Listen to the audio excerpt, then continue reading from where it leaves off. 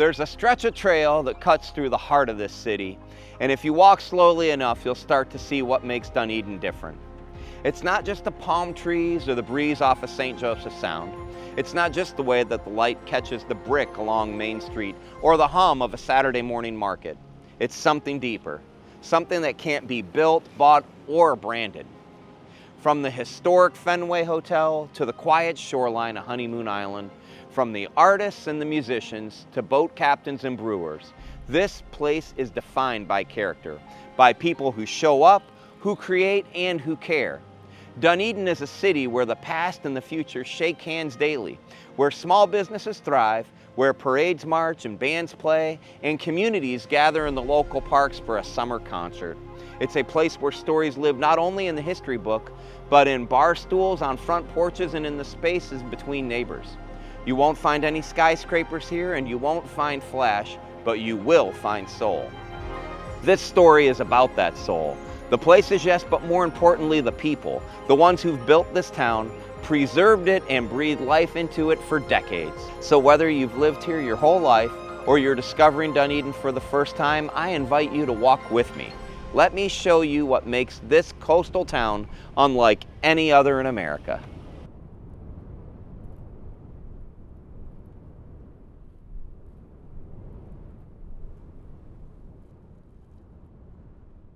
Names carry stories. They carry roots, memory, identity, and the name Dunedin, though today is known as one of Florida's most charming coastal towns, actually began its journey in the hills of Scotland and made its way here by way of pioneering spirit, cultural pride, and a little general store. Before it was Dunedin, this area was first known as Jonesboro, named after George Jones, who operated a small general store in the settlement. In those early days, a store wasn't just where you bought goods, it's where you picked up your mail, shared news, and built community. George's store became the beating heart of a tiny but growing coastal outpost. But everything changed in the 1880s when two Scottish immigrants, J.O. Douglas and James Somerville, arrived and began shaping the town's future. These weren't just businessmen, they were civic-minded pioneers who helped establish order, commerce, and communication.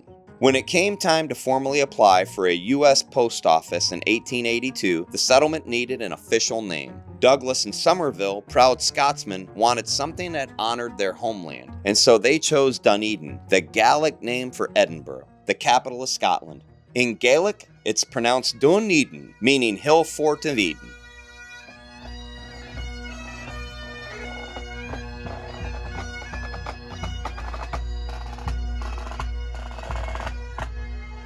And from that moment on, the Scottish influence became part of Dunedin's DNA. Today, it's considered the most Scottish town in the southeastern United States. From the Dunedin Highland Games to the sound of the bagpipes echoing down Main Street, their traditions have never faded, they've flourished. Generations of Dunedin residents have carried that torch. The high school Scottish Highlander Band is nationally known. Youth and adult pipe bands perform across the country. The culture is woven into education, community events, and everyday life.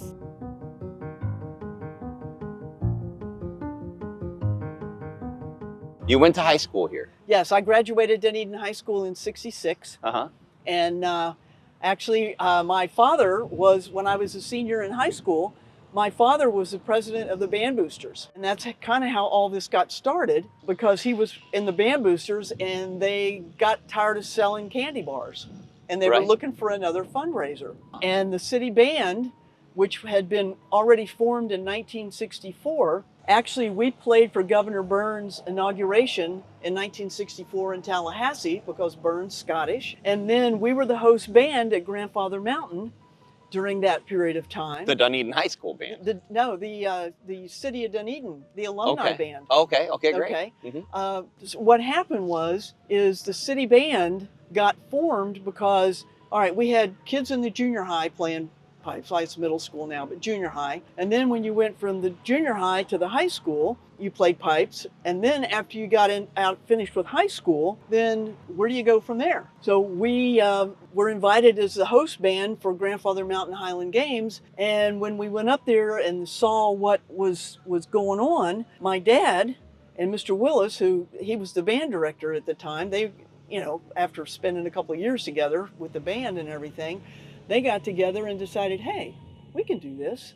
Yeah. So they started the Highland Games in '67. I'd already graduated, but it was in the works in '66. 1967 was the first Highland Games. 67 was the first Highland Games. So yeah, but they got it off the ground and got it going. And actually the original Highland Games was at the high school. And because it was a Band Boosters project, and it started out for a fundraiser for the high school, because for the Band Boosters, but as it grew and they incorporated, the middle school and high school and the city band, it became a fundraiser for all three bands. They changed it to the Scottish Arts Foundation, so everybody could benefit from the event. And now looking backwards more than 50 years, I mean, it has become one of the biggest signature events that the city of Dunedin puts on every year. Yeah.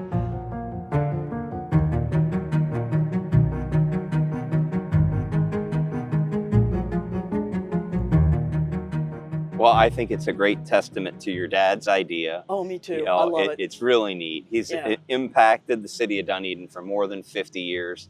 And probably 50 years into the future. Oh, at least. And this is a really great way to memorialize his name and the impact that he had here. Yeah, and just look at our communication that we have with Scotland, with Colin O'Brien, and our sister city, and all of those kind of things. I mean, that has so pulled everybody together at so many different levels. Yeah.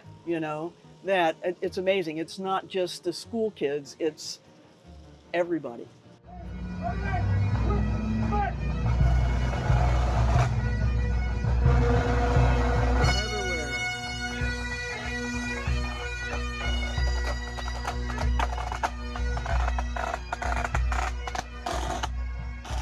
The event has really grown to be a total community project. Okay. This last year at the Highland Games, we had volunteers from the middle school band, the high school band, the City of Dunedin Pipe Band.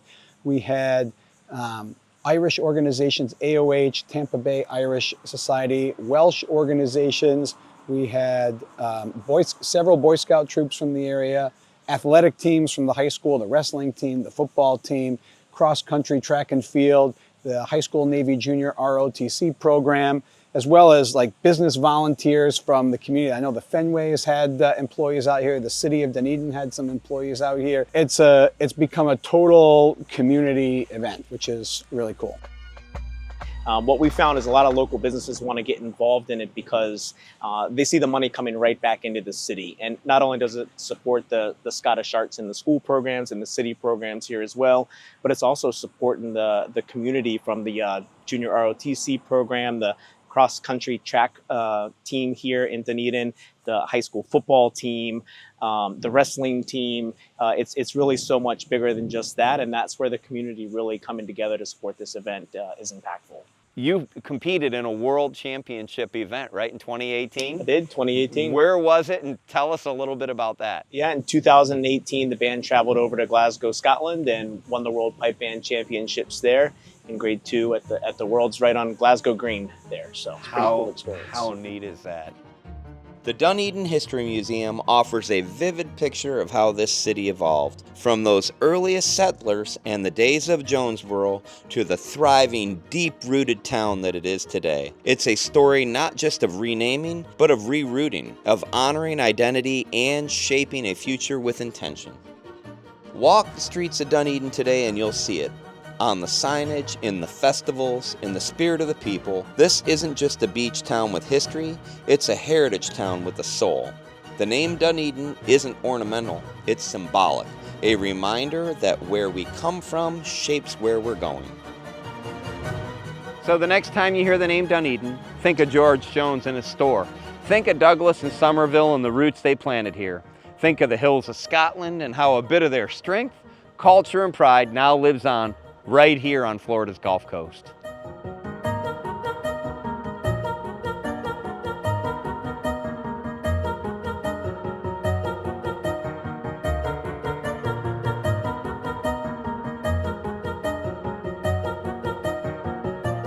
I was lucky enough to be able to catch up with Dunedin City Mayor Mo Freeney. Mo, what makes Dunedin, Florida so special? It's a coastal city. We've got our beautiful marina with a lot of commercial fishing that goes out of there. We have our state parks, Caladesi Island and Honeymoon Island, but more importantly, our core of the city is our downtown, where we have 8 breweries, lots of restaurants, lots of places to shop.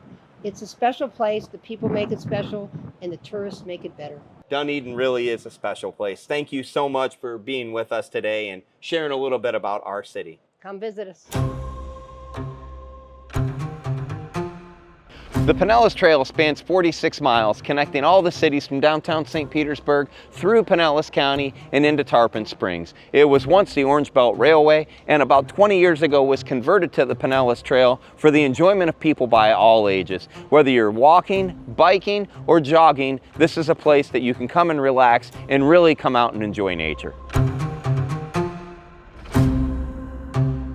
Follow me into the Dunedin History Museum, where we can explore this community's wonderful and deep history. As soon as you enter the Dunedin History Museum, you're going to see our sculpture of a hog.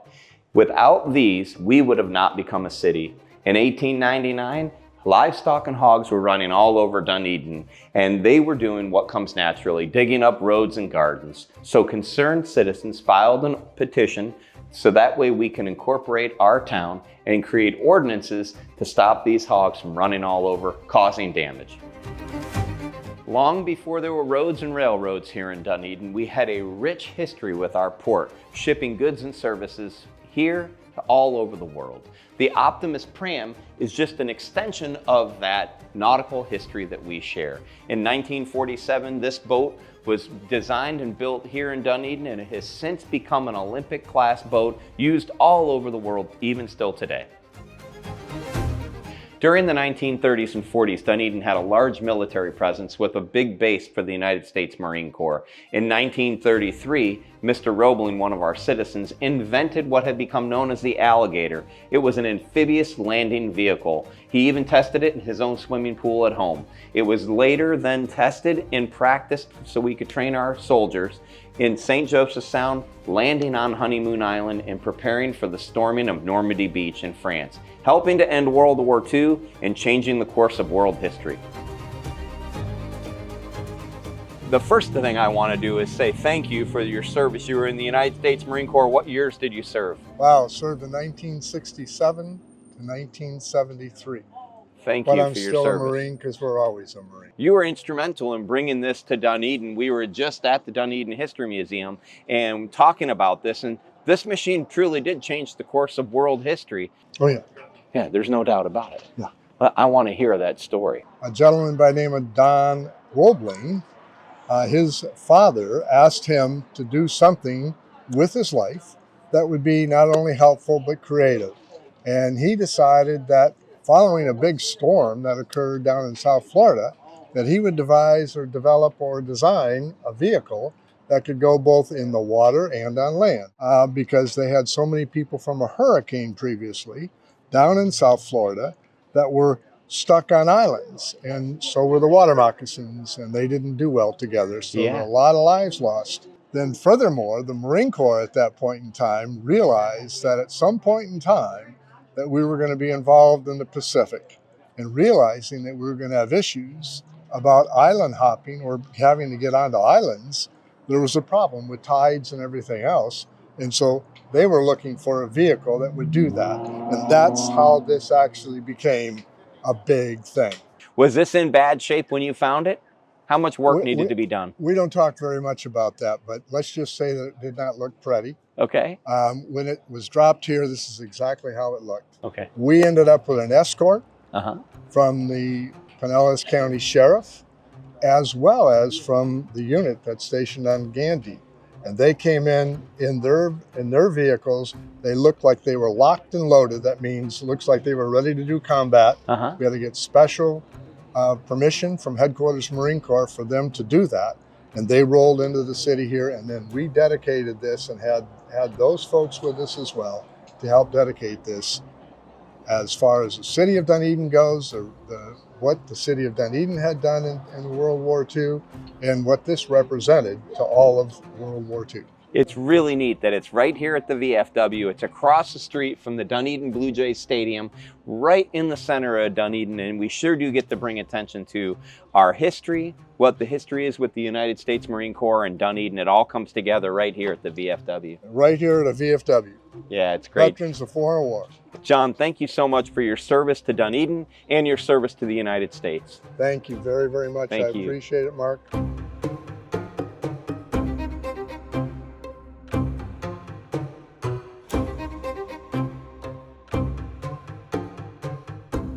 The History Museum itself is a train station that has been converted to our museum.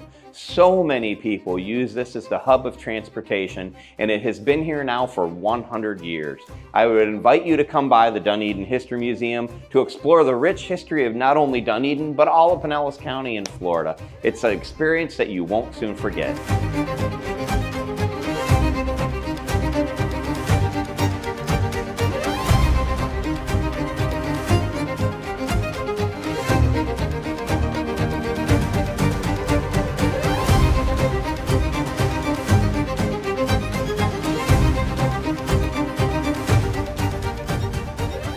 How you doing? Great.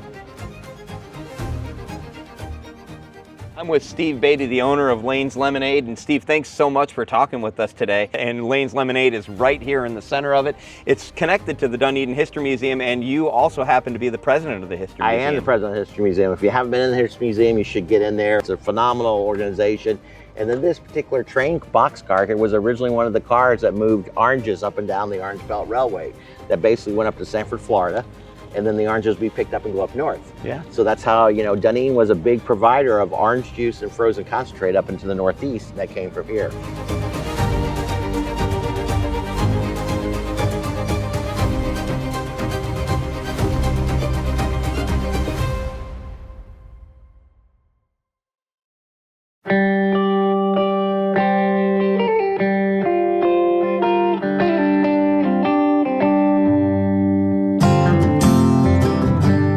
Golf courses can be beautiful, challenging, even inspiring, but only a few can truly claim legacy. And here in Dunedin, Florida, nestled just north of downtown, stands one of those rare places.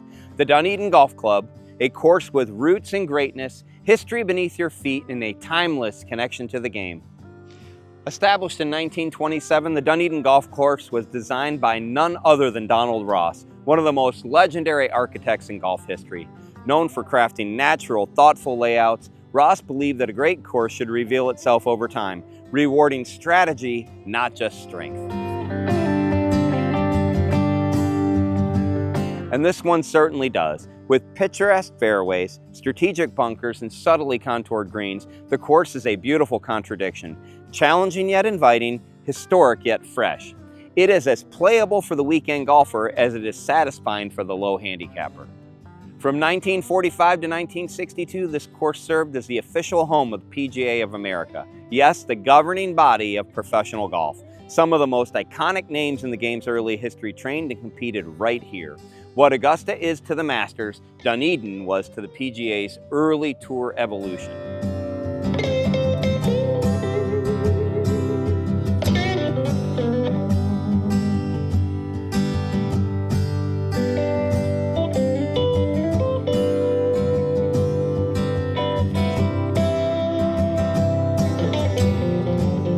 While filming here in Dunedin, I had the opportunity to meet up with Blair Klein, the Director of Operations here at the Dunedin Golf Club.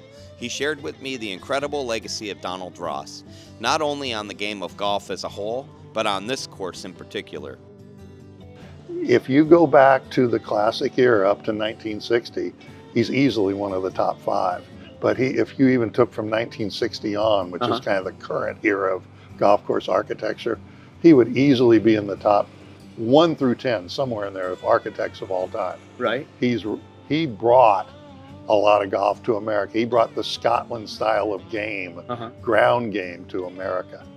And he's the one that popularized when suddenly golf became big. He was the guy, right. Donald Ross.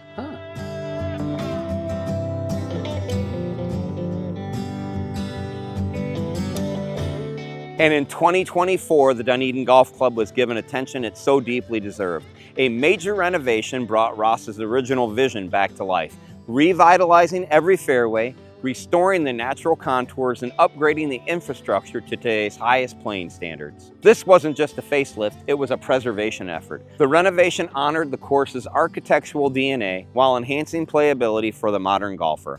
The result is a premier championship course that balances heritage and performance like few others can. This was the only green the PGA relocated. Really? They moved that farther this way and flattened it. So we moved it back to its original location, so all greens are now in their original location. And because of that, we had to build that back tee down there to keep the original length. Wow. But all the other greens are on their original fill pads from 1926. Wow. So they went down to the cinders, they went out to the edges of what were his original greens. And then they got his original green design. You could actually see the green as they'd uncover it. You'd see a dark layer. They go down a little more and they went all the way out to the edges. Then they mapped that. So it's I mean, this is authentic as it. If he climbed out of his grave and he saw how far the ball went, how fast the green speeds were, this guy would not design the same golf course today that he designed in 1926. Set within a residential area in the heart of Dunedin, the club also serves as a social hub. Golf leagues, charity tournaments, and community events make this more than a course. It's a gathering place. And though it's semi-private, it remains warm and welcoming to locals and travelers alike. To walk these fairways is to walk through nearly a century of golf tradition. You feel it in the layout, in the clubhouse walls, in the breeze coming off the Gulf just a few miles west. This isn't just another Florida course. It's a cornerstone of the game's journey in America. In Dunedin, we don't just preserve history, we play it. And at the Dunedin Golf Club, every round is a tribute to excellence, design, and the enduring spirit of the game. The one burning question that I want to share with everybody is, what do you love? What did you find that is so compelling about the city of Dunedin? You know, as a city commissioner, I am honored to have a front row seat to a tremendous amount of passion and community pride. And there's not a day that goes by where I'm not seeing some example of just pure philanthropic effect. People here are amazing. They're very passionate, a very diverse and dynamic community. Yeah, that list, I could talk hours on this.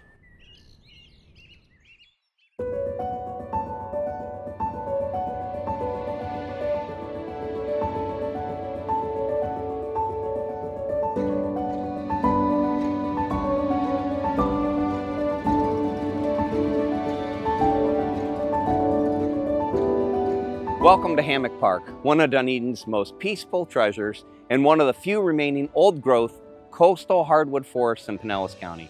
Right here, just minutes from the heart of downtown, you'll find 90 acres of pure Florida, unchanged, untouched, and rich with history.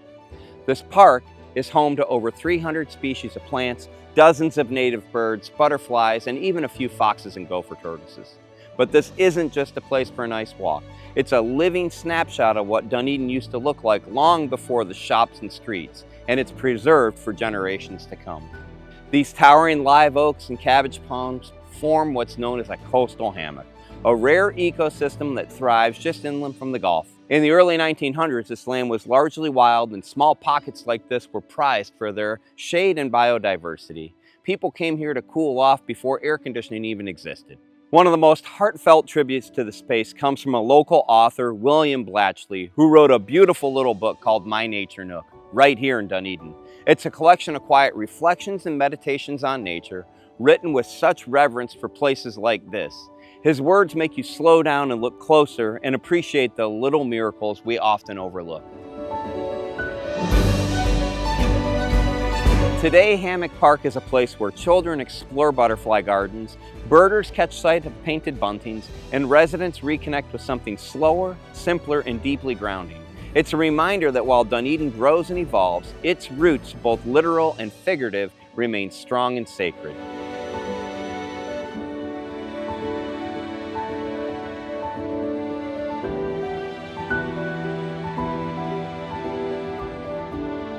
This Hammock Park is where you feel the soul of Dunedin, and when you understand the soul of a place, everything else makes sense.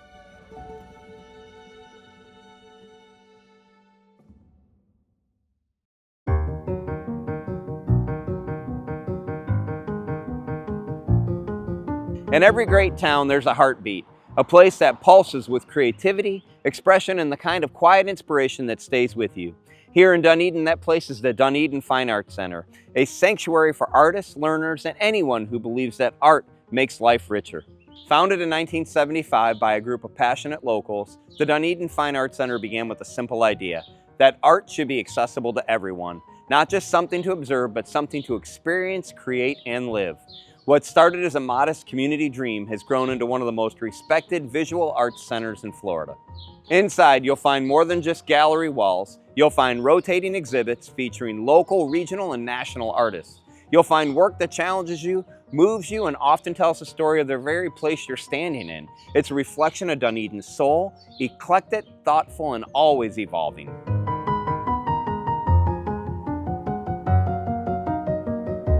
But the Dunedin Fine Arts Center is also a place to learn, with over 300 classes and workshops offered every year, everything from painting and printmaking to jewelry design and digital photography. It's one of the few places where anyone, regardless of age or skill, can walk in and become an artist. For families, there's the David L. Mason's Children's Art Museum, an interactive hands-on space where kids can explore creativity through themed environments and storytelling. It's playful, whimsical, and rooted in the idea that imaginations start early and should be nurtured. I've always believed that the best communities are those that invest in the human spirit, not just the infrastructure and commerce, but culture, meaning that's what you feel here. It's not just a gallery or a school, it's a mirror of what Dunedin values: creativity, education, and connection. Evening at the DFAC are just as vibrant, with gallery openings, lectures, artist talks, and community events that blend culture and conversation. It's not just for artists, it's for everyone who believes in living a life that's just a little bit more beautiful. So whether you're visiting Dunedin or lucky enough to call it home, take the time to step inside the Dunedin Fine Arts Center. You'll leave with more than you expected, and you might even leave changed.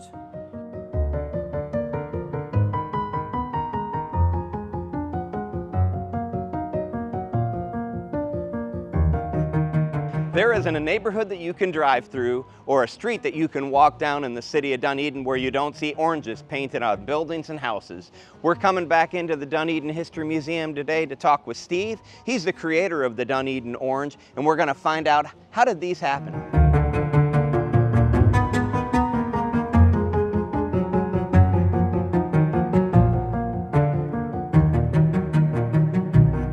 Dunedin is known for an artsy-fartsy type of town with artwork and everything, but there was no artwork. There was no murals or anything. So I thought, well, oranges kind of is what brought Dunedin together. You know, there used to be orange groves. So I thought I'd represent, you know, the town by painting oranges all over the place. Yeah. So I did it in the middle of the night, and no one complained about it. So people were asking for oranges, so I decided to start painting oranges. And now there's more than 1,000 of them painted in town.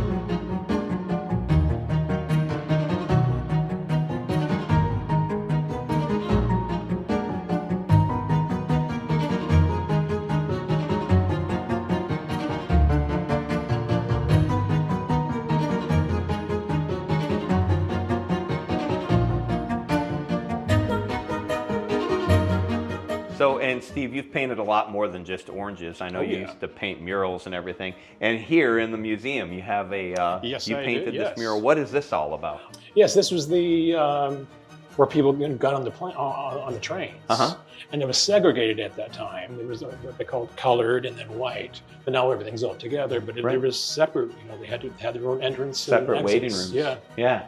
Wow. Anyway, I wanted you- to bring attention to that, and so there's history. Yeah, it really is neat. And you put a little signature inside I here put too. my little orange there. Yeah. Is that the smallest orange you've ever I painted? do believe. You have a favorite thing about the city of Dunedin? Just the fact that there's all sorts of things to do, and we have our breweries, of course. Yeah. And there's a lot of things to, you know, we have the water, beaches. And, yeah.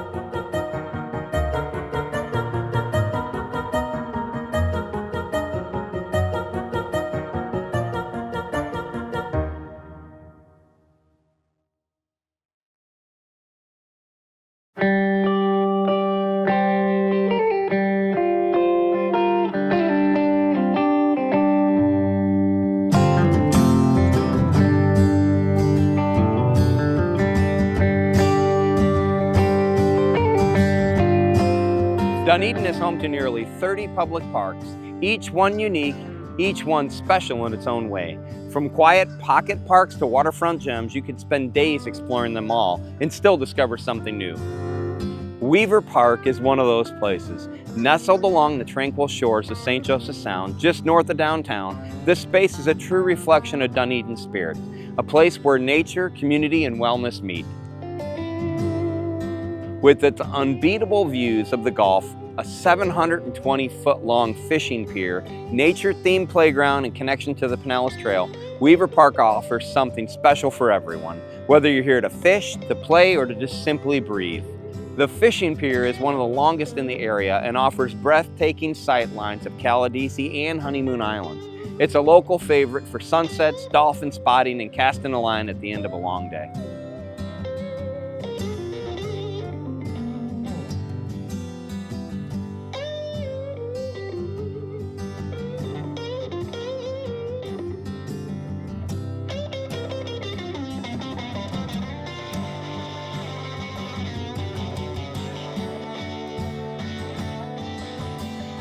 Weaver Park is named after Josiah Cephas Weaver, whose generous land donation helped make this space possible. Since its opening in 2011, it has become more than just a park, it's a destination, a place where memories are made and traditions are passed down. Among the many parks that dot this beautiful town, Weaver stands out not just for its setting, but also its spirit. It's a place that welcomes you in, invites you to slow down, and reminds you why Dunedin is such a remarkable place to live.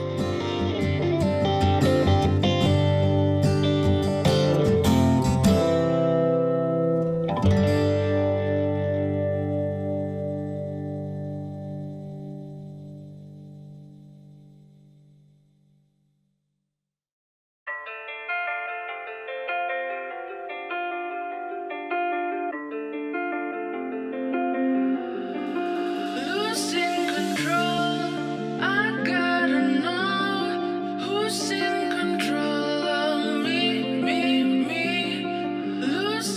If you were to close your eyes and imagine the perfect Florida street, palm lined, gently winding with shimmering water just beyond the trees, this might be the one. Welcome to Edgewater Drive and Victoria Drive, two of Dunedin's most iconic, prestigious, and storied streets.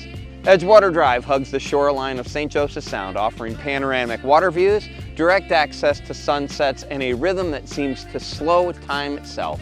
It's not just scenic, it's symbolic. It represents Dunedin's early identity as a refined coastal retreat. Some of the most notable homes in the city to either line this street or are nearby, many built during the Florida land boom of the 1920s and others even earlier. While there's the Douglas House, once the winter home of Dunedin founding father J.O. Douglas, who helped name the town in honor of his Scottish roots. It's a modest structure by modern standards, but loaded with history, located at 209 Scotland Street. Further south along Edgewater stands a Mediterranean revival-style home once owned by a member of the Ringling family. Yes, that Ringling, one of circus fame. The family maintained several properties on Florida's west coast during the 1930s and 40s, and their influence quietly touched parts of Dunedin as well. Edgewater Drive today is a favorite walking route for locals and visitors alike. There's no shortage of million-dollar views, but the real value here is in the feel. It's relaxed, gracious, and timeless. Just a block inland lies Victoria Drive, and if Edgewater is Dunedin's front porch to the sea, this is its hidden garden. Quiet, winding, intimate, Victoria Drive is one of the oldest residential streets in the city. Some of the homes on Victoria Drive date back to the late 1800s, when the town was still a remote settlement, accessible mainly by rail and water. Walking down this street feels like stepping back in time. The homes aren't massive, they're meaningful. Each one is a chapter of Dunedin's story. And tucked behind the trees, you'll find long-term residents who've called Victoria Drive home for 30, 40, even 50 years. Edgewater and Victoria Drive represent more than luxury or real estate. They represent continuity. These are streets where heritage meets beauty, where the old and new sit side by side, and where Dunedin's character isn't just preserved, it's lived in. So whether you're here to admire the architecture, enjoy a peaceful stroll, or maybe even find your forever home, Edgewater and Victoria Drive will welcome you with charm, elegance, and stories worth telling.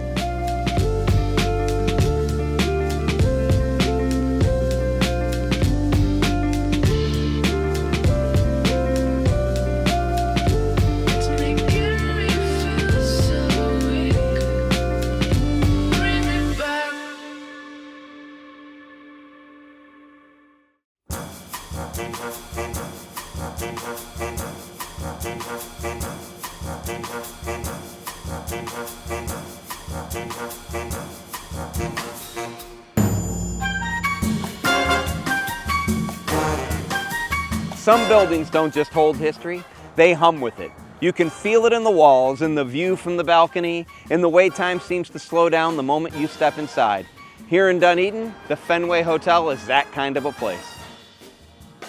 Opened in 1927, the Fenway Hotel was born in the height of the Jazz Age, a time of speakeasies, flapper dresses, and big band music. It quickly became the destination on Florida's west coast for artists, musicians, and travelers seeking something elegant but electric. And it didn't just host the music, it helped broadcast it. The Fenway was home to Pinellas County's first radio station, WGHB, with broadcasts piped from the rooftop, floating out over the Gulf and into homes throughout Tampa Bay. During Prohibition, many places across the country resisted the law, gathering behind closed doors to share music, laughter, and a forbidden drink. Patrons often needed a secret knock or a password just to get inside. And while there's no official record of a speakeasy ever opening at the Fenway Hotel, today, the hotel has brought that era back to life with a creative nod to the past. In a hidden room, tucked behind the kitchen, they've reimagined a speakeasy-style space, complete with period touches and an atmosphere that channels the spirit of the 1920s. It's a playful, immersive experience that adds another layer of charm to one of Dunedin's most historic landmarks. The hotel's Mediterranean revival style, with its arched windows, red tile roof, and original terrazzo floors, stands as a tribute to 1920s luxury. And although time has passed and the building served other roles, including as a college and cultural center, its soul remained intact. In 2018, the Fenway was reimagined and reborn as part of Marriott's Autograph Collection, after an extensive restoration that preserved its history while reintroducing it to the luxury travel market. Today, it blends 1920s glamour with 21st century comfort, refined, distinctive, and undeniably Dunedin.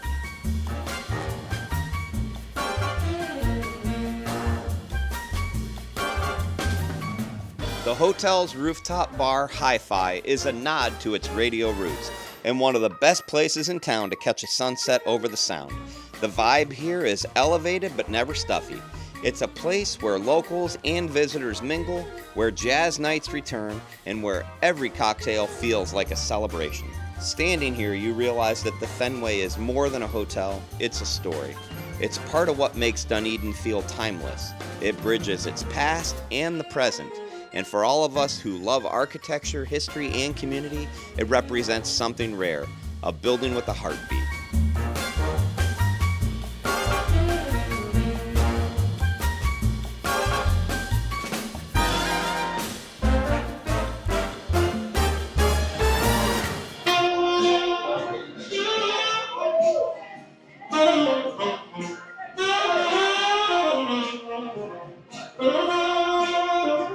That's neat. That's very cool.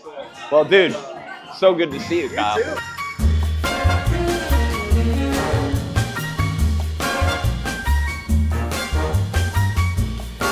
Whether you're staying the night, enjoying a rooftop drink, or simply walking by, take a moment to let it in.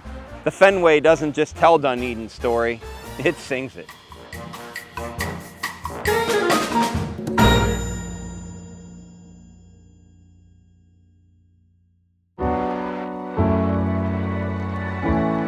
In Dunedin, the water isn't just part of the view, it's part of the way of life. And nowhere is that more evident than here at the Dunedin Marina. Tucked along the edge of downtown, this marina is more than just a place to launch a boat. It's the heartbeat of Dunedin's coastal soul. Situated right on St. Joseph Sound, the Dunedin Marina offers direct access to the Gulf of Mexico, Caladesi, and Honeymoon Islands, and some of the most pristine waterways in all of Florida. It's a launch point for adventure, for community, and for connection to something bigger than the shore. The marina dates back to the early 20th century when boating in Florida was less about recreation and more about necessity. But over time, as Dunedin grew into a seaside retreat, the marina evolved into a place for gathering, leisure, and a shared love of the sea. Today, the Dunedin Marina features nearly 200 boat slips, a boat ramp, fuel dock, and amenities for both residents and visitors. Whether you're sailing a 35-foot sloop or drop in a kayak for the afternoon, this is the place to start and the place to return to. And right at the heart of it all is the Dunedin Boat Club, the oldest continuing boat club on Florida's west coast, founded in 1929. What began as a small group of enthusiasts has become a deeply rooted community of boaters, educators, and preservationists. The club isn't just about boating, it's all about education, stewardship, and camaraderie.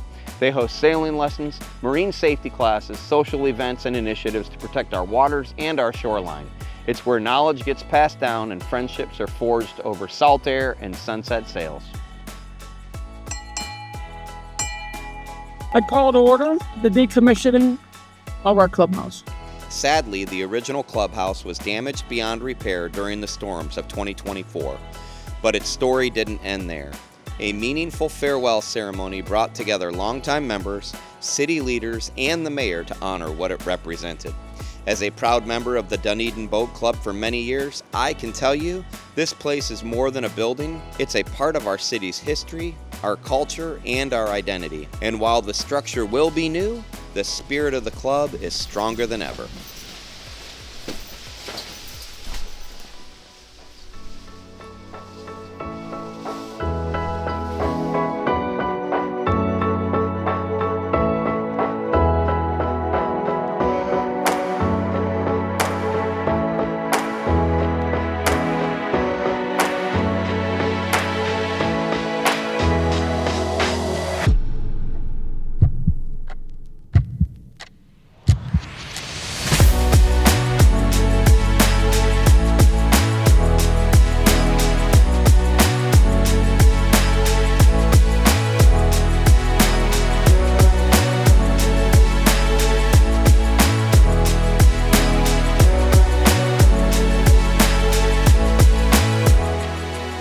The boat club got its start from the yacht club that was here. And the yacht club was actually located right on Victoria Drive, right? And they built a yacht club out there. And a bunch of guys from Cleveland actually were the guys that actually were the ones that were funding all of this. And it was a yacht club.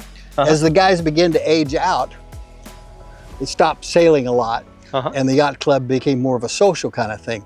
But the boaters were still here, and the guys that kept the boats running, that's the boat club. Oh, okay. And that was the start of the boat club. And the boat club actually got its first charter in 1929. But the boat club built this marina. And in the 1930s, the WPA came in and said, well, gee, we want to make this a really nice marina, which they did. But it's privately owned, so we can't do it. The boat club sold this marina for $10. To the city of Dunedin. To the city of Dunedin for $10. And that was the deal. And so in 29, that's when the boat club started. 31, we got our charter. You know, and the boat club was started building, and that's why when you try to find out when the boat club was built, you get different dates.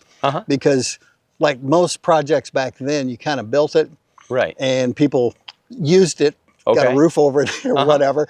And I think it was finally finished up in 38 or 39. Improved upon it a little bit at a time until we got to what we had there. Put doors in, things like that. You know? Cool. And that's when the boat club really got going. When I became a member of the boat club a few years back, one of the things that you have to do to become a member of the club is a service project. And I remember going into the boathouse and paintbrushes all day. And I'm not a painter, but it ended up working out fine. So you were the Commodore. When were you Commodore of the boat club? In 2015. In 2019, and in 2024. Yeah, one of the big things that we do that we've started with the Rotary Club, as a matter of fact, was the fishing tournament. And the fishing tournament, we've raised almost $60,000. No kidding. And given to local charities. Every year we list the 3 charities that we give to, and the money goes directly to local charities. So for example, Dunedin Cares, Sailability, things like that. Those have been some of the people that we've given money to. Sheriff's Youth Ranch. And over the years, and we've given a lot of money. It's one of my favorite things that all these different things in our community, like the Celtic Festival and the Highland Games and the Dunedin Boat Club, everybody gives back to the community that we live in. And then it's no wonder that Dunedin is such a neat city. It's a real town. And when I moved down here from Chicago area, I came down and looked around all over the country and found this place and looked at it, and this is a real town. People work here. People live here, people give back to the community here, and it's not like a suburban community where people just go and sleep. It's a real town, and that's a big difference. That's a big difference. And the boat club's a part of it. Every Thursday, you see all the prams out there? Yeah, I do. This is the home of the pram, you know that. Oh, well, we talked about it when we were at the Dunedin History Museum. Okay, good. Can't leave that out. You can't leave that out. And because anybody that grew up here has some pram history, which means they were here. And that's just part of it. That's just cool. Part of it.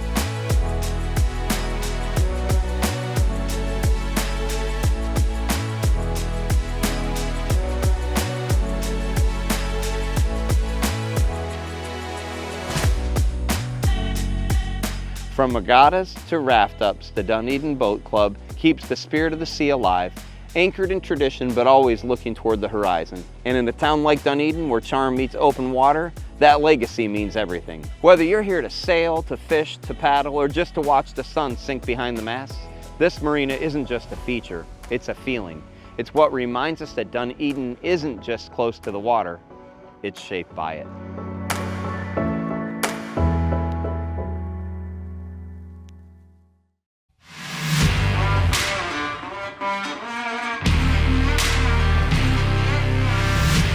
There are places in every town that bring people together, places that blend nostalgia and excitement, where families gather, traditions form, and community becomes part of the experience. Here in Dunedin, that place is TD Ballpark. Built in 1930 and dramatically modernized over the decades, TD Ballpark has been home to Major League Baseball spring training for over 45 years. Since 1977, the Toronto Blue Jays have called Dunedin their springtime home. A bond that began modestly has grown into something enduring and special.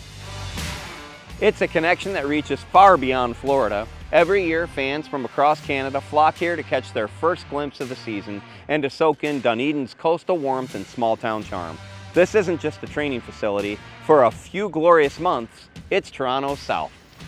The stadium underwent a major renovation in 2020, transforming it into a state-of-the-art facility while preserving the character that fans and locals have loved for decades. With 8,500 seats, luxury boxes, and fan-friendly dugouts, TD Ballpark now ranks among the finest spring training venues in the country. But what makes it truly special? It's not just the game, it's the atmosphere, it's the intimacy. Every seat feels close to the action. Players are approachable, fans are family, and when the crack of the bat echoes under the Florida sun, it feels like baseball the way it was meant to be. TD Ballpark blends the beauty of Dunedin's natural surroundings with the thrill of America's pastime. Where else can you catch a foul ball, spot an osprey overhead, and walk to downtown for a drink all in the same afternoon? For locals, this place is more than just a stadium. It's a memory maker. It's where first games are watched, future stars are discovered, and community pride is on full display.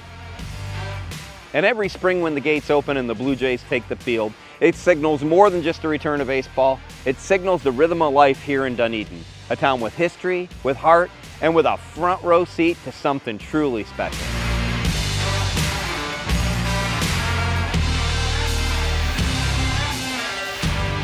Dunedin's just such a vibrant community. What I love about it, it's a community of small businesses, and they all rally together and really support each other. And that's what I've learned over the years. That's one thing that I really love. Plus, I feel like there's a lot of pieces that make Dunedin so special between Honeymoon Island, the downtown, the Blue Jays, you know, the Chamber of Commerce, the Hammock Park, you know, all these different things that Dunedin has. It's so cool because we have all these things wrapped up into one that make it so special.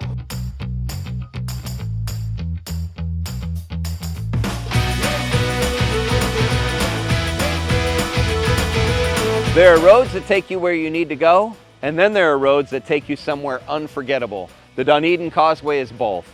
A lifeline to the islands, a gathering place for locals, and a monument to a vision that started nearly a century ago. Before the Causeway existed, the only way to reach Hog Island, now known as Honeymoon and Caladesi Islands, was by boat. These barrier islands were wild, undeveloped, and isolated, but they were also beautiful. And like all beautiful things in Florida, they caught the attention of developers and dreamers. In the 1930s, talk began about building a road across the water, a causeway that would connect the mainland of Dunedin to the pristine beaches just offshore. The goal? To boost tourism, expand recreation, and help locals reach these islands more easily. The causeway was constructed in 1963 using dredged materials and rocks to build the long, straight roadway we know today. Stretching nearly 2.5 miles across St. Joseph Sound, it was an ambitious project, linking the city to nature, the mainland to the Gulf, and opening access to Honeymoon Island, which would soon become one of Florida's most beloved state parks. Today, the Dunedin Causeway is far more than just a road. It's a destination in its own right. Locals come here to fish, kayak, walk, or watch a sunset. Cyclists ride its shoulders to catch the breeze, and families gather on the sunny edges with coolers and chairs. It's an open-air front porch. But like all coastal infrastructure, the causeway also faced its share of challenges. Erosion, storms, and the ongoing tension between preservation and access. Yet decade after decade, it continues to serve as a bridge not just of land, but of a lifestyle. The stretch of road is far more than a route. It's a reminder of what's possible when a town values its connection to nature. It's a ribbon of asphalt that links Dunedin to something wild, free, and enduring. And like so much of this town, its story is rooted in purpose.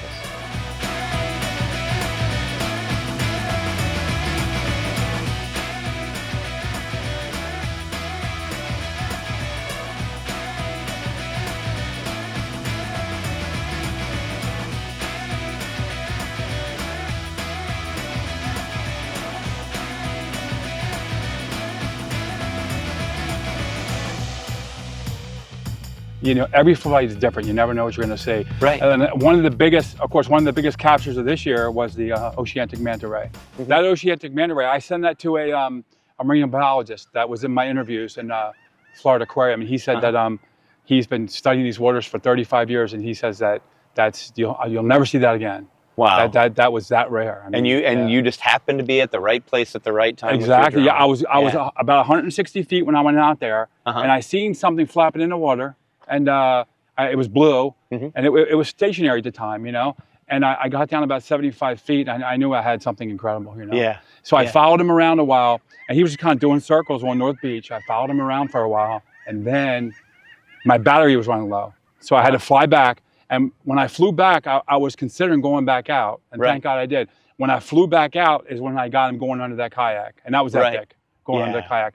They tried to contact that guy and find out who he is, but they never. Right, and they haven't found out who he was. No, because he pointed at it. You know, he knew he saw something. But yeah, how neat. Oh, that was unbelievable. Like, so what would you share with everybody? What about all the sharks and all the different sea life out here? What is the most incredible fact that you've learned over these years of flying your drone?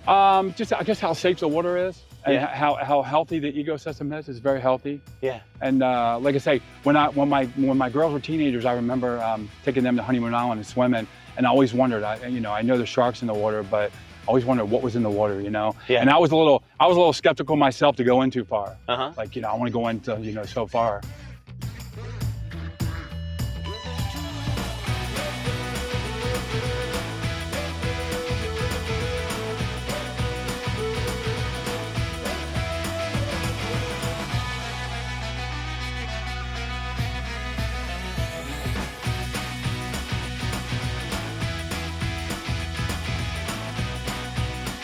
The Dunedin Causeway may have been built for access, but it lives on because of experience.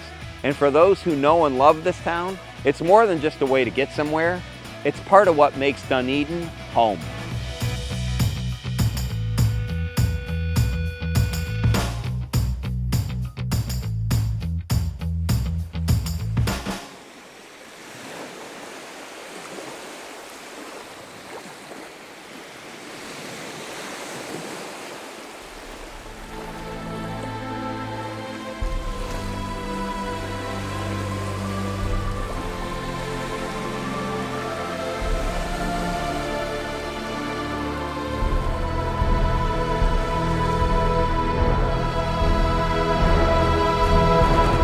Few places carry the magic of a name like Honeymoon Island, and even fewer live up to it.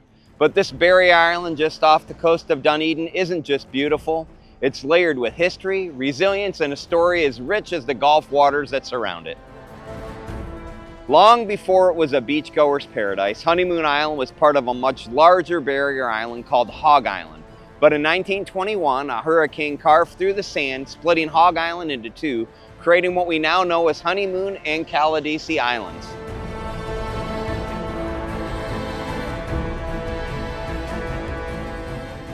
In the late 1930s, New York developer Clinton Washburn saw potential in the island's pristine beaches and secluded atmosphere. He constructed 50 thatched bungalows and marketed the destination to newlyweds seeking a romantic getaway, thus renaming it Honeymoon Island. On May 8, 1940, the first honeymooners arrived, and over time, 164 couples experienced this unique retreat. But paradise paused when the war began. During World War II, the honeymoon cottages were repurposed, and the island became a secretive testing ground for military innovation. The Alligator amphibious vehicle, designed by Clearwater engineer Donald Roebling. After the war, various development plans for Honeymoon Island emerged, including proposals for residential areas. However, local environmentalists and concerned citizens advocated for the preservation of the island's natural beauty. Their efforts culminated in the state of Florida purchasing the island, and on December 7, 1981, Honeymoon Island State Park was officially dedicated. Today, it stands as a testament to successful conservation efforts, offering visitors over 4 miles of sandy beaches, nature trails, and abundant wildlife.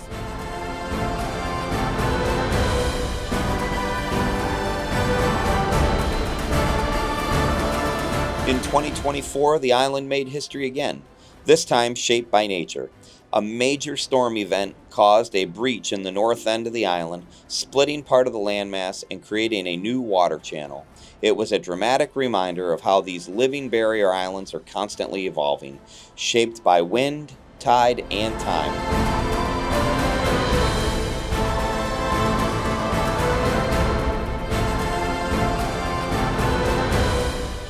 At the heart of the park's community space is the Rotary Centennial Nature Center and Pavilion, a gift from the Rotary Clubs of Dunedin. It's a place for weddings, concerts, lectures, and gatherings, a reminder that the island still brings people together, just like it did for the honeymooners nearly a century ago. I was here at the Rotary Nature Pavilion here in Honeymoon Island Park and came across Junaid. He has done a lot of work with the Audubon Society locally, and tell us about that, Junaid. Well, this is actually what's called, in general terms, citizen science. So everybody chips in. This is birding community. They look at the environment, they go to hotspots. Hotspots are the specific places that attract birds. Like Honeymoon is a hotspot. Yeah. Dunedin Causeway is another hot. Dunedin Hammock Park is another hotspot. So when people see these birds, they enter their observations in the eBird. So this eBird app, they keep track of the trends, what's happening from year to year changes, and also they use it for their own research. I mean, so you basically not only, this is kind of a meditation for you, you enjoy it, there's a good social community at birding, but also you're actually helping them to collect data. This is your ideal habitat or ideal hotspot, because there are different habitats in one spot. For example, there are more than 500-600 redheads there, redhead ducks. Yeah. And it's fun to look at them through with the scope, just to see if there's anything interesting in between them. Yeah. And you get excited, oh, there's something else there. That's very cool.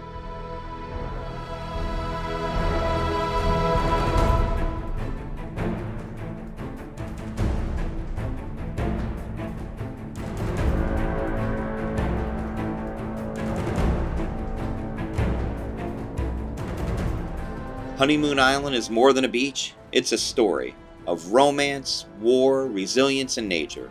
It's a place where history meets tide and where every wave carries with it a whisper of the past. Whether you come for the trails, the beaches, or the stories, it's a place that stays with you, a living, breathing part of Dunedin's identity. This is Honeymoon Island.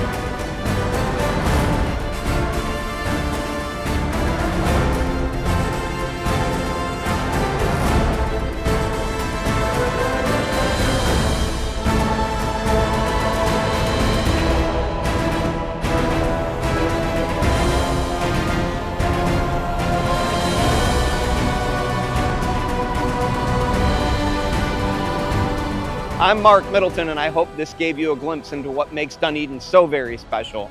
It's more than a place on a map. It's a place you feel, a place you'll remember, and maybe a place that you'll call home.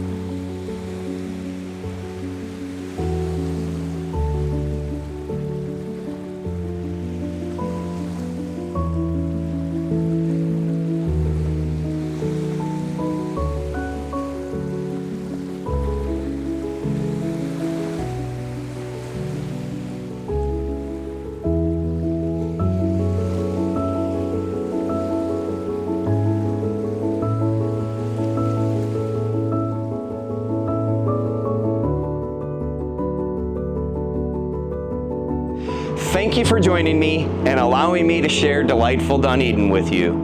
If you've seen anything in this film that inspires you to action, I'd encourage you to visit delightfuldunedin.org, where you'll find direct links to address food insecurity in our community through the Food Pantry Dunedin Cares, to preserve and protect our culture and our history through the Dunedin History Museum, or to support the arts through the Dunedin Scottish Arts Foundation and the Dunedin Fine Arts Center. It has been truly an honor and a privilege to share my community with you. I look forward to seeing you around town.